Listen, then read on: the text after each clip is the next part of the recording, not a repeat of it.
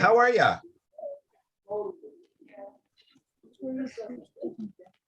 I'm okay. Awesome. Glad you could make it. Yeah, well, none of us got direct invitations, so we're Oh my finding out. God, I am so sorry. None of the kids got invited. Oh my gosh. So, Oh we're no. learning about it kind of last minute, and I don't know how the West Coast is tuning in at. Well, we'll have it taped. I thought IA was going to take it for the kids. I am so sorry, Hillary. I'm so embarrassed. I mean, my face is now turning red, and I'm mortified. It is. So, yeah, we're going to be taping this, and we'll send it out to the kids on the West Coast. Again, I am so sorry. I'm just going to mute and listen in. I wasn't sure if I should do. Yeah, you can do that. It's going to be yeah.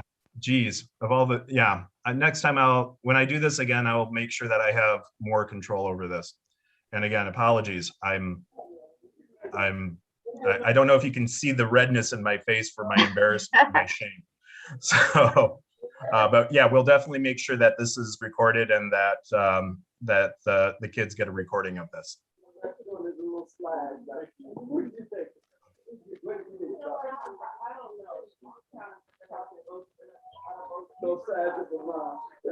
In charge of the arrangements. The matter when I talk, I end up sitting down for that matter. Because I have to hold the mic. Another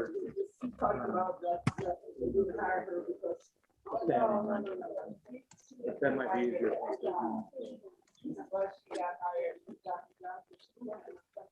Yeah.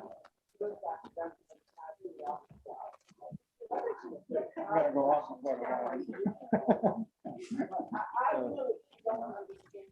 stuffing paper here. Hi, how are you?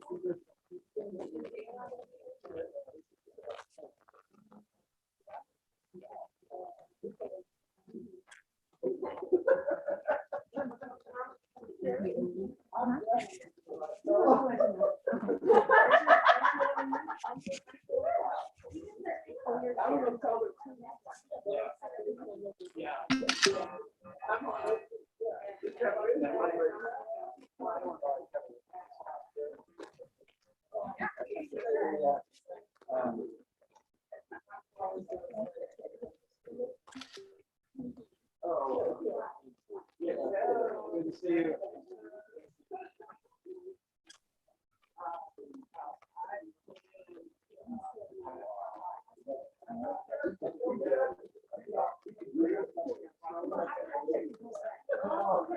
Further away.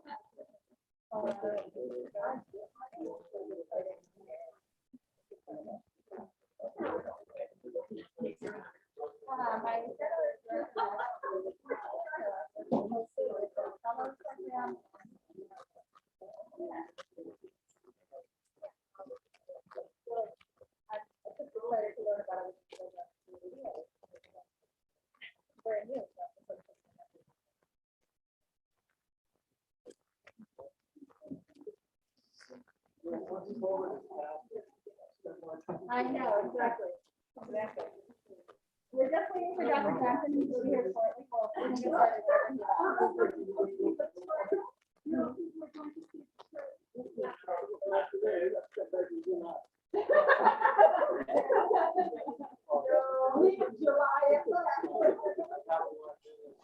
You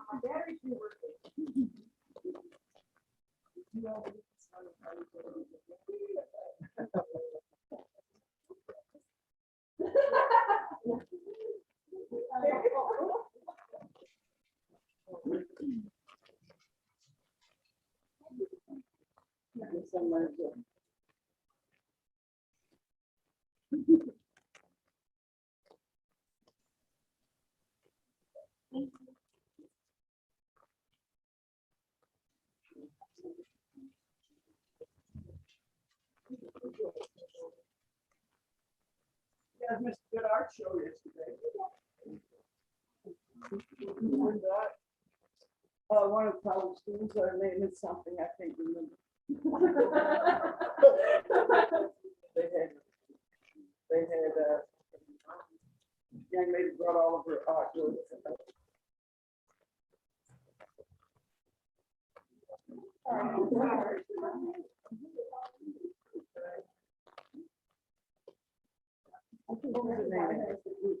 I don't.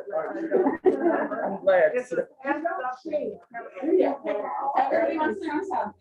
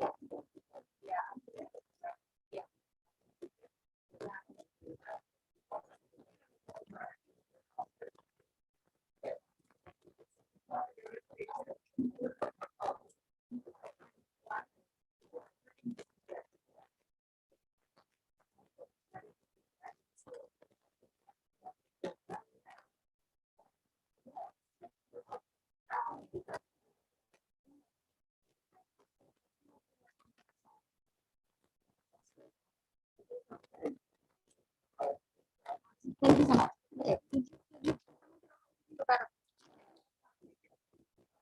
Jason, where would you like them to sign?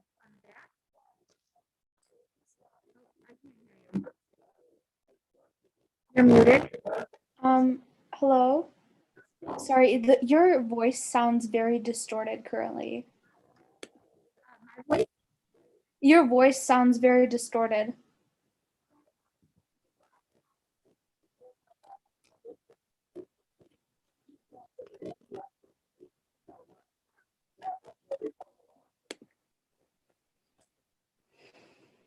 Can you hear me better now if I step away? No, it's still the same.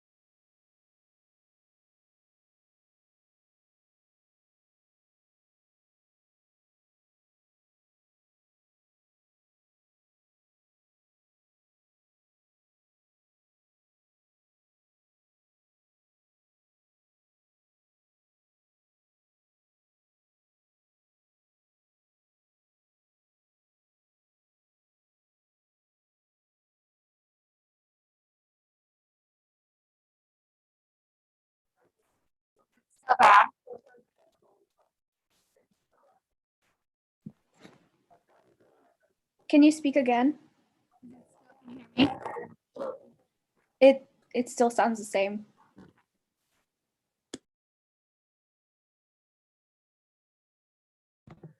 I think we have a mower going on in the background that is messing things up. Yeah.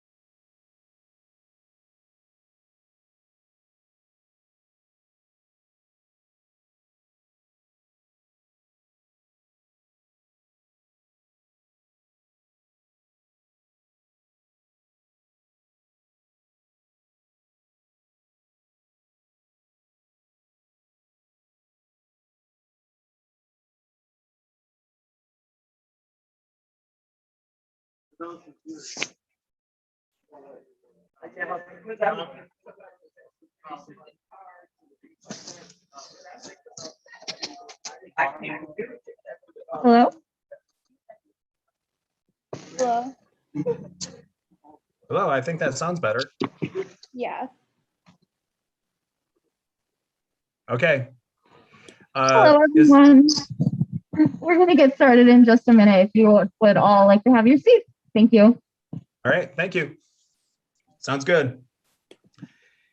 And Nisa, that is our cue to press record. I'm going to dip out and then join as a panelist. Thank you. Yep. Should I keep my sound on? Please.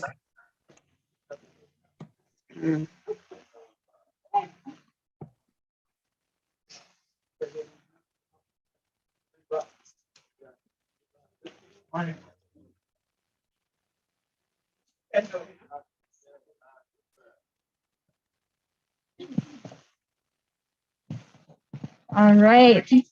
Thank you all so much for coming to the Wesley Arden Dick Commemorative Prairie Trail. We are so grateful to have you all. My name is Georgia.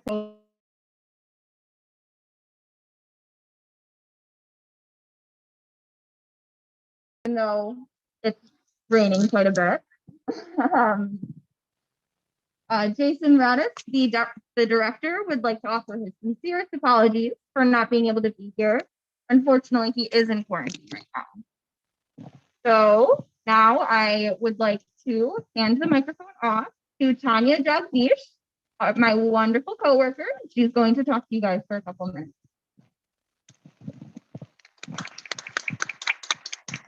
Thank you, Georgia. So thank you all for being here despite this crazy weather. I wish we could have done this at the Nature Center on like a bright sunny day, but here we are. I'm just standing here to talk more about my experiences and the Nature Center and its role in Albion College. I feel like the Whitehouse Nature Center is an integral part of the brilliant experience here at Albion College. It still flabbergasts me that there's a 200-acre nature center right at the center of this college. I feel like that truly sets apart Albion College from most other liberal arts colleges here in Michigan. As an international student myself, as a junior in this college, the Nature Center has been a very integral part of my experience here. It has helped me form a community here with both the people and also like the natural world around here. As an international student, I don't really know much about the cultural history of this place or the natural history of Albion. So through my work at the Nature Center, I've been working with the Potawatomi and the Anishinaabe tribe members to restore wild rice, which is native to Michigan and other parts of the United States. And it has truly helped me form a community. It has helped me better understand our role in this college and our role as part of the greater Albion community. It has also helped me translate skills that I've learned here in the class to actual skills that transfer over to real world that help in everyday work. I guess all this just to say that the Whitehouse Nature Center is truly a very integral part of life here at Albion College. Even if you don't work at the Nature Center, I think all of us just love taking a stroll at the Nature Center, just going there for some quiet time just to get away from our busy lives. And I'm just excited about all the changes that have been happening at the Nature Center. I think we're coming to 49 years of the Nature Center's existence, and there's so much happened since it's first started. I'm very excited that we're all here to dedicate this trail to Dr. Wesley, who has been a true activist for social justice and environmental movement here at Albion College.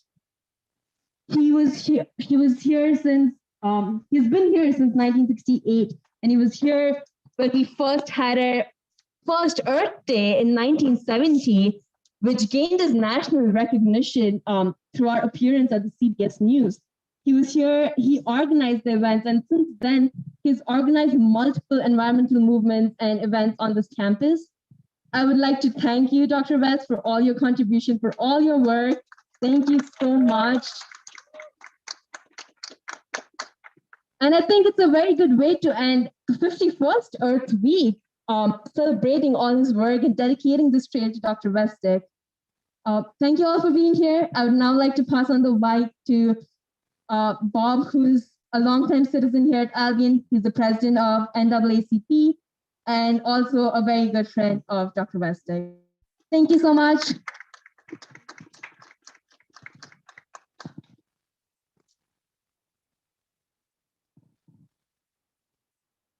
Good morning. I bring you greetings from the Arden branch of NAACP. Trail dedication to my friend. I met with Dr. Wesley Dix back in the 1970s. I'll never forget the time he asked me to give his students a tour through the Harvard industry, as some of you may call the old Malvern Iron Company.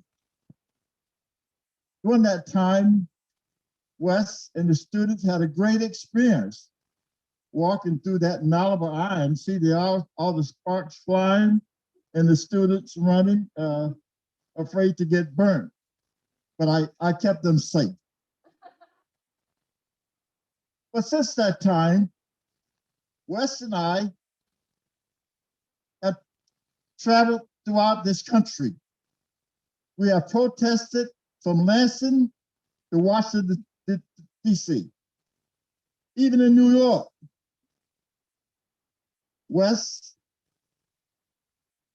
is a true friend. Wes truly enjoy the environments. Some time ago, Wes used to take his dog Judo on a walk through the Nature Center. Wes and Judo kept me connected to the Nature Center through pictures on Facebook. You may see something, they shoot me an email. So often, the last picture I think he showed me was wood ducks, and the latest one was a groundhog. So Wes, it's been a great tour for you. It's been a great time working with you. Work Wes and I have worked on human rights, social justice issues. Wes and I have also made some tough decisions. We have worked together and made some real tough decisions during Wes' tenure here in Albion. Wes and Judo would always take that walk. But I tell you something, in the late days here, Judo has been walking west. He will walk so far, Judo get tired, he stopped. Wes knows it's time to go home. So he would turn Judo around and Judo would walk Wes back home. He may not come on the same path. I think that was a special path, he would take you down sometime. Am I correct, Wes? But anyway, Wes, my great friend, we hope you enjoy your retirement. And one day, when I'm walking better, I would like to take that trip up the nature trail so you can show me how you go swimming off the rope.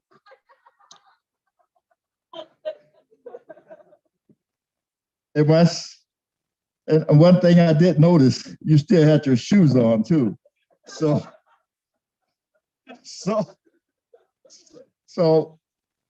in the future, I look forward to sharing that trip with you in Judo. And when we return back off the trail, we will go to our favorite watering place, the Malibu Brewing, to have a beer. Thank you, Wes. Thank you for all your service. So now I turn the mic over to Dr. Johnson.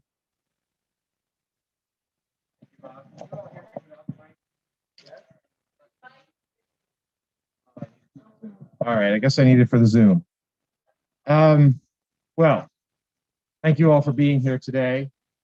You know, when I took the job here at Albion and I started telling people back east where I was living that I was moving to Albion, Michigan, several times people said to me, "Oh, you're going to get to meet Wes Pick." Just yesterday, I was up at the UP talking to some donors and some alums, all the way up in Marquette, in some place called Mucineing. And both places, people said, "Have you met Wes Pick yet?" He's a man who has a legend that precedes him at this point. Unfortunately, because of COVID, Wes and I have not gotten a chance to get to know each other much. But we've seen each other on many calls. And when you do social justice work, there's a look you give each other. It's the knowing look, that we know we stand in solidarity with each other. And I look forward to more time to get to know Wes. I look forward to making him proud on the environmental front. We are working to become the first carbon neutral campus in Michigan. That is my sincere plan. It could happen as soon as 2023.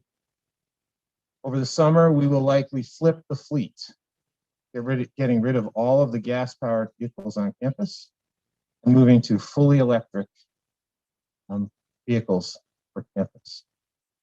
We are in the process of investigating microsolar for our buildings and a solar array out at the Equestrian Center. We are in the process of investigating mechanical batteries.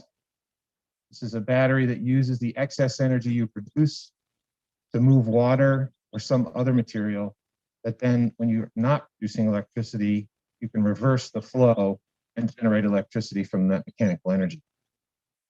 We are in the process of investigating all of the chemicals we use, of looking at how we consume energy in buildings, of replacing windows. My goal is to become the greenest campus we can be. Not because it's a good thing to do, not because it's a nice thing to do, not because it's a cool thing to do, but because it's the just thing to do. Environmentalism is not only about birds and trees and grass. It's about people. And ultimately, the protection of the environment is a cause of people justice. And that's what I love about this campus, that we're thinking about people justice in lots of different ways. When I was getting ready to come here, Jason Raddatz was posting his nature walks during the midst of COVID. I've seen more of the nature preserve from Jason Raddatz films than I saw of any of the rest of campus before I got here. Right? So I knew it was a deep value of this place. And I'm so happy and honored that Wes would lend his name to one of those trails, both because of his commitment to nature and to environmentalism, but also because of his commitment to people and social justice.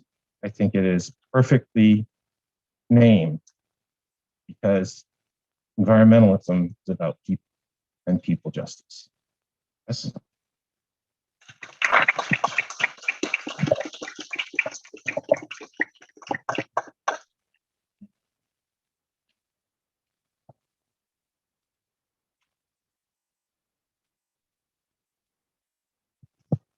You hear me okay?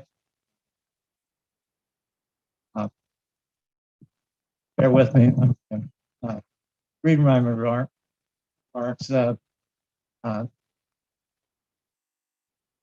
Jason, I asked him how long I had. He said, take as long as you want, short as you want. That's a dangerous thing with with a professor.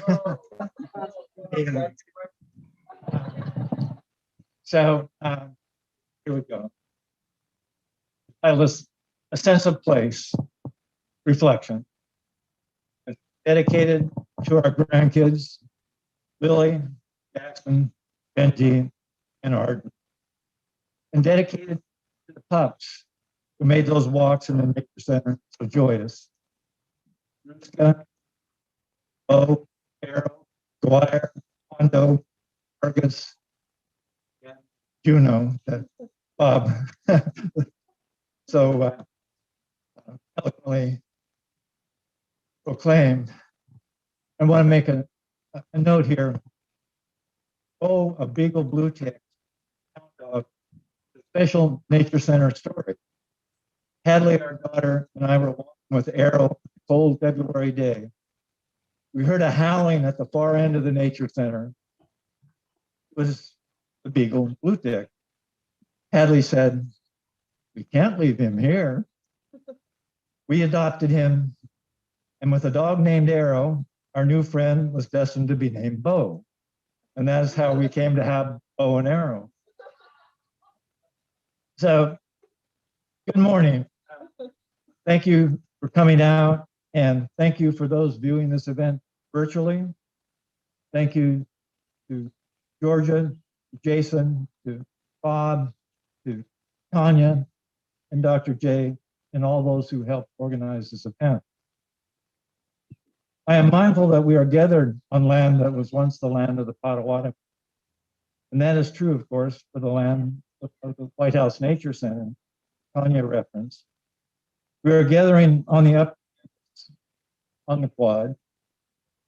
Nearby is the Peace Pole. See it over by the observatory. The Peace Pole was installed by the Albion College Peace Alliance years ago. Its prayer, may peace prevail on earth. And on that peace pole, that sentiment is expressed in English, Russian, Japanese, and Anishinaabe Ojibwe. I'd like to begin with some observations about how this moment, connected to the Whitehouse Nature Center, came to be. It began in Eastern Oregon on August 7th, 1939, when I was born by the river, the Umatilla River. My family lived in the Blue Mountains during my first years, but then they moved to Pendleton, near where I was born, by the river, that Umatilla River. My boyhood was out of Tom Sawyer. Our house was close to the levee, and in my free time, I crossed over the levee to be near the Umatilla River. In retrospect, I believe the river's attraction deeply imprinted my psyche. Many years later, I migrated to the community of Albion, which is here because a river runs through it. Before long, I gravitated to the Whitehouse Nature Center because the Kalamazoo River runs through it. But that is only part of the story. Leslie and I arrived in 1968 with our first daughter, Hillary. In Albion, Hillary was followed by our son, Shane, and daughters, Hayden and Hadley. Our 4 children grew up in Albion and attended Albion public schools. Because of the age differential of 18 years between the oldest and the youngest, we had at least one child, and frequently several, in the Albion public schools for 30 years, from 1968 to 1998. While our children were growing up, they bonded with nature at the Whitehouse Nature Center. Our family, now grown to include spouses Jeff, Josh, Max, and Seiko, and 4 grandchildren identified in the dedication to this talk, celebrated my 80th birthday in 2019. A memorable part of that celebration, including walks in the Nature Center and a plunge with Juno, our yellow lab into the Kalamazoo River at the swimming hole that graces the Prairie Trail. And following that birthday celebration and drawing on childhood memories, Hillary, Hayden, Hadley, and Shane sought to honor their father through a gift to Albion College and the Whitehouse Nature Center, culminating in the privilege of attaching my name to the Wesley Arden Dick Prairie Trail. We'd not be here this morning if I had not met Leslie in Eastern Oregon. We celebrated our 60th wedding anniversary last September 4th. We would not be here if our four children had not prospered from their growing up in Albion and attending Albion public schools. And of course, we would not be here without the Whitehouse Nature Center. For 50 years, I have made the Nature Center my home. For the past 25 years, I have episodically kept a nature journal and compiled a photographic archive of those Nature Center outings. I want to evoke the Nature Center's aura with a couple of journal entries inspired by walks in the Nature Center. The first is from 2002, and the second is from 2019, on the anniversary of this very day, April 24th. The first, August 27th, 2002. Is there an environmental crisis? Walking with my daughter Hadley and the dogs on this morning insinuated doubts about such a somber view of the world. An azure blue sky and exquisite summer light absent in wind gave the Kalamazoo River a tranquility of storybook proportions. Near the canoe dock, a great blue heron was searching the river for edibles.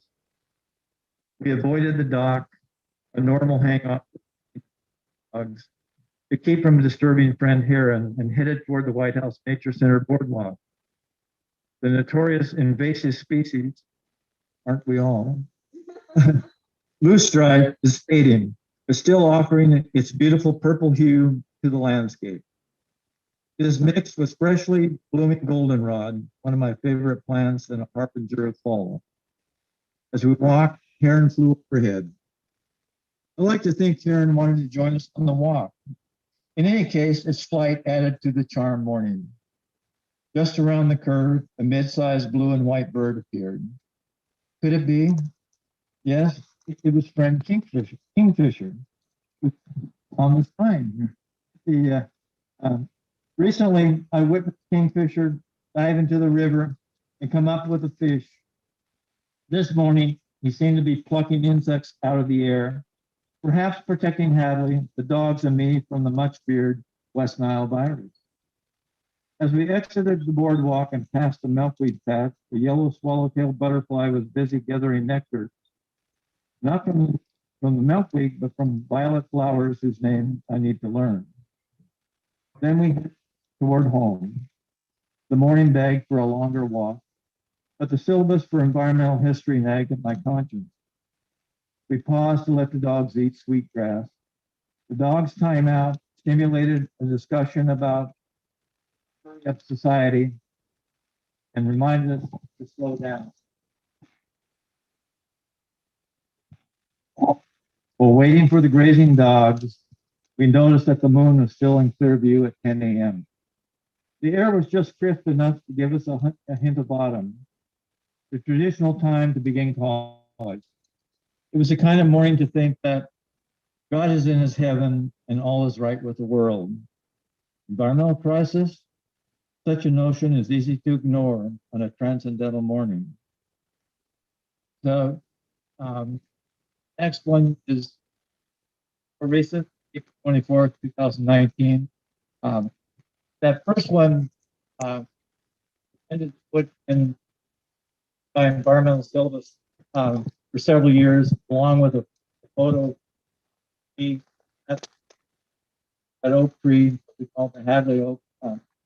Hadley photographed with the three dogs at the tree, and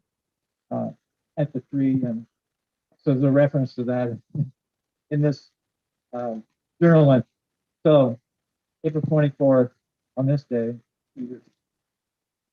the moon was still rising in the blue sky when Juno and I crossed the Nature Center Bridge over the Kalamazoo River at 7:30 a.m. The sun was up on this gorgeous morning. A pair of wood ducks skittered off before I could photograph them. Except for a goose or two, it was just, it was quiet when Juno and I headed into the Nature Center. We were only about 30 feet in when crane songs drew my attention. Those songs seemed to be coming from becoming upstream of the bridge. Juno and I reversed course. With anticipation, I gazed upstream, and there they were, two sandhill cranes. Took my camera out, and Juno patiently waited on the bridge. After a lengthy photo opportunity, the cranes took flight, heading straight upstream, out of view. Momentarily, however, I again heard crane songs. The pair had turned around and were flying downstream, and eventually out of sight. My morning was fulfilled in those crane moments as Juno and I re-entered the Nature Center. Near the river on the Prairie Trail, I spotted a couple of deer and took a photo. We paused at the Hadley Oak, which name after that photo that Hadley took as a photographic project while she was a student in Oberlin College. The oak that appears in a photo attached to the environmental history syllabus. In that photo, and this to that environmental class in 2019. In that photo, I'm with three dogs, Bo, Eric, and McGuire. The tree blesses the swimming hole, and I pause for meditation there every morning. This morning, I looked across the river and spotted two sandhill cranes. I took the camera out and photographed to my heart's content. At some point, my peripheral vision went to the other side of the river where deer were browsing in the sunlight and wading in the Kalamazoo River. I am enchanted by deer in the river. And these three completely captivated me. After their leisurely breakfast, they drifted into the woods. I looked back across the river to see if I could still find the cranes. Luckily, they were still in view, and they put on a show for my camera, crisscrossing their necks in an X formation and other adorable poses. In time, they began to flex their wings, sing crane songs, and fly up, headed downstream and out of sight. Some morning already. Juno and I restarted toward the prairie. We had not gone far when I spotted a deer across the river, beautifully illuminated in the sunlight. I took its photo and realized there was a competitor. Juno and I arrived at the Wildflower Garden, which has recently held its bloodroot festival. The bloodroot, which were all in bloom last week, have transformed into the leafy stage. May apples, with their umbrella formation, were also progressing toward producing their eggs. We exited the garden onto the prairie and begin our circle back. More deer, opportunely in the sunlight, awaited us. More photos. We walked back to the interurban trolley trail and peered into the meadow to see if the birdhouses were busy. Tree swallows. They were. And another deer greeted us. With their cooperation, I was able to arrange for the deer and the tree swallows to be in the same photo. It was time for Juno and me to head home. We did not make it back without delay. To my surprise, two sandhill cranes were upstream where the first two we had spotted at 7:30. More photographs. We left without the cranes flying away, and I wondered, had we seen 6 cranes this morning? Or 2 cranes who were busy exploring? This morning, on this walk, all was right with the world. During this hour and a half meander, it was possible to put the environmental crisis out of mind. I know better, however, and my message is reminiscent of the message attached to that photo taken years ago at the Hadley Oak. It's still possible to have a transcendental experience and enchanted morning, all the while knowing that we need to keep our eyes on the prize, in protecting Mother Earth. Peace on and with the earth, Wes. With this and introduce to the environmental classes, spring of 2019. Our gathering this morning is an Earth Day event. Those journal reflections remind us of the impending environmental crisis that was imprinted on those of us who participated in the first Earth Day in 1970. In anticipation of that first Earth Day, I introduced my class entitled Environmental History for spring semester 1970. 51 years later, I'm finishing up with a wonderful group of students in environmental history. Albion College was front and center on CBS reports with Walter Cronkite for the first Earth Day, thanks to Albion College student Walt Pomeroy and geology professor Larry Taylor. Subsequently, Albion College has commemorated Earth Days and Earth issues with symposia, actions, teach-ins, pre-plannings, and celebrations, including inviting Gaylord Nelson, the father of the original Earth Day, to campus in 1986. Alas, 51 years after the first Earth Day, the environmental crisis looms ever larger and is frequently referred to as the climate crisis. Bill Blakemore, former ABC News reporter, who visited my environmental class a few years back, called it, during that class visit, the enormity problem. In the spirit of Earth Day, I would be remiss not to testify that planet Earth is in big trouble. Last year at this time, on an Albion College Earth Day webinar, I called attention to the environmental crisis, but I pondered perhaps the pandemic will give us pause and an opportunity to reimagine our society and how we live. For too long, Americans and much of the world have been living in ways incompatible with life on Earth. Koyana Scottsy comes to mind. Koyana Scottsy is a Hopi word meaning life out of balance.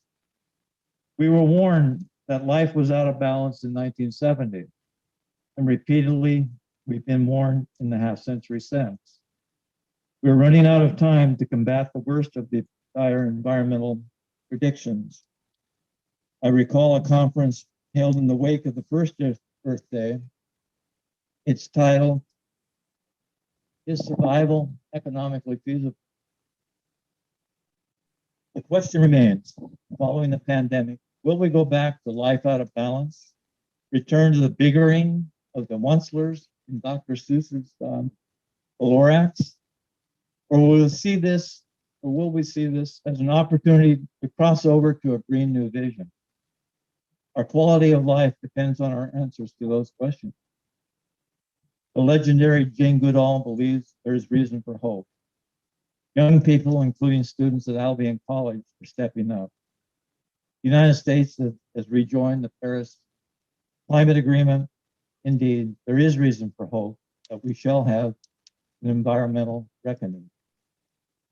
The earth is calling us to action, if only we will listen. The earth is our home. And as Dorothy Gale said in The Wizard of Oz, there is no place like home. There is no place like home. Famed environmentalist David Brower, who came to Albion for Earth Day 1990, the 20th anniversary, he founded Friends of the Earth, conservation environmental organization. Without a doubt, the Earth needs more friends. Poet Robinson Jeffers described Earth as only a little planet, but how beautiful it is. How beautiful it is. Robinson Jeffers' quote takes me back to the Whitehouse Nature Center and to the importance of a sense of place. Alan Gussow wrote, "There's a great deal of talk these days about saving the environment. We must, for the environment sustains our bodies. But as humans, we also require support for our spirits. And that is what certain kinds of places provide. The catalyst that converts any physical location, any environment, if you will, into a place is a process of experiencing deeply. Place is a piece of the whole environment that has been claimed by feeling. Viewed simply as life support system, the earth is an environment. Viewed as a resource that sustains our humanity, the earth is a collection of places. We never speak, for example, of an environment we have known. There's always places we have known and recall. We are homesick for places. We are reminded of places. It is the sounds and smells and sights of places which haunt us and against which we often measure our present. Writer Wallace Stegner adds, before we can establish a sustainable relationship with the earth, we need to stay put somewhere, anywhere, long enough to establish a sense of place. That is, to learn that place's history and to feel that we belong to it, that we belong to it. It's probably time we settled down, he wrote. It's probably time we looked around instead of looking ahead. We need to know our history in much greater depth, even back into geology. Neither the country nor the society we built out of it can be healthy until we stop raiding and running and learn to be quiet. Learn to be quiet part of the time and acquire the sense not of ownership, but of belonging. For me, the Whitehouse Nature Center has become a spiritual place that sustains my humanity. It's a place for contemplation and a place to find solitude. It's also a place to reawaken one sense of wonder about nature as you are greeted by butterflies, dragonflies, spiders, deer, foxes, raccoons, skunks, possums, muskrats, beavers, mink, woodchucks, voles and moles, fish, frogs, toads, snapping turtles, painted turtles, fox turtles, soft-shell turtles, eagles, hawks, vultures, owls, bluebirds, tree swallows, pileated woodpeckers, sandpipers, herons, cranes, egrets, gansers, buffleheads, mallards, wood ducks, geese, wild rice, skunk cabbage, marsh marigolds, blackberries, strawberries, pokeweed, Joe pieweed, trillium, jack in the pulpit, mushroom, colorful fungi, slugs, worms, and other flora, fauna, and trees galore, Kalamazoo River, ponds, a prairie, an arboretum, and much more. The Nature Center's magic and beauty can heal and regenerate the spirit. During the pandemic, teaching remotely by Zoom, Leslie and I have shared my Nature Center discoveries with their revelations of beauty, hoping our students will not only appreciate our display of beauty, but will be encouraged to find beauty in their own lives. The Nature Center is a place to find peace, to remind us of the need to make peace with the planet. Social justice and peace are intertwined with environmental stewardship. My mantra, peace on and with the earth. The discovery of the peace and beauty of the Nature Center can inspire us to take action to protect Mother Earth. I close with the following. A few years ago, Leslie and I were visiting Shane, my son Shane, and his wife Seiko in Nevada. They took us to the Red Rock National Conservation Area. While there, I came upon this sign. The big heading of the sign was Intention Well. As I recall, the sign was situated to resemble a water well, but it was really a wisdom well. Below was this inscription: our intentions help create our world. Our intentions help create our world. Each of us stands at the center of space and time in the universe of possibility.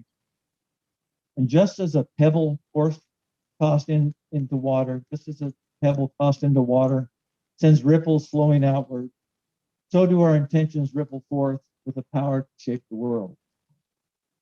As you pause here, take time to reflect upon the life and beauty around you. Plant the seeds of intention inside, and watch as they blossom around you. And the sign ends with a quotation from Edward Abbey from his book, Desert Solitaire. And this is the quotation: "This is the most beautiful place in the world. It is one of many such places." This morning, April 24th, 2021, I hereby proclaim that the Whitehouse Nature Center is the most beautiful place on earth. It is one of many such places.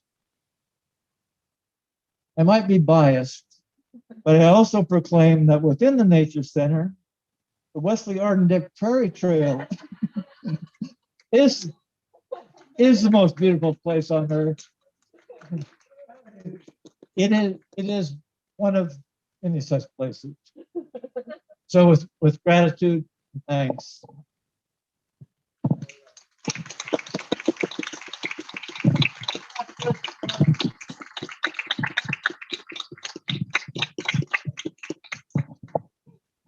Thank you so much, everyone, for coming. I'm so glad that you were all able to come despite the weather. Thank you for joining online. We are very sorry that we weren't able to have a larger gathering, unfortunately. We are also sorry that we weren't able to have a reception after this. This will be all. But we do have a nice little basket of Sharpies. If everyone would like to come up and sign the sign, that would be wonderful. And most importantly, thank you so much. Have a nice day, everyone.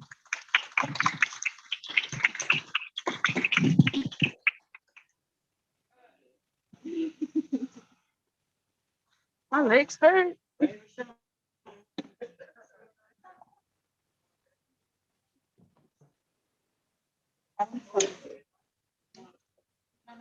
You're hoping they all work.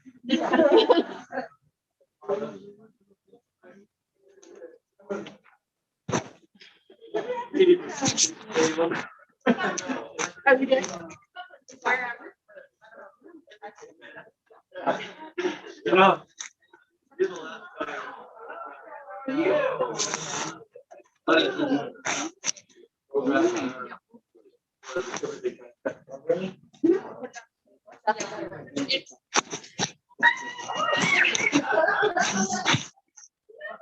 Thank you, everybody. Yeah. Okay, I will go.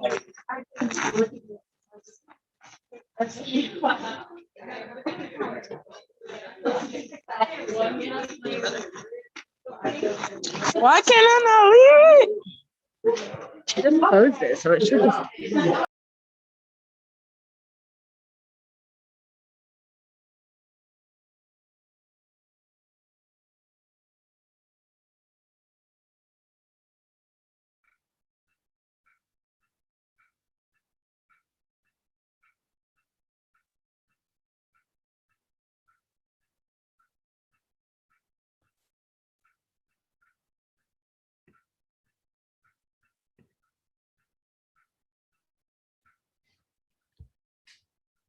Thanks, folks. That was a pleasure. Nice to see Wes.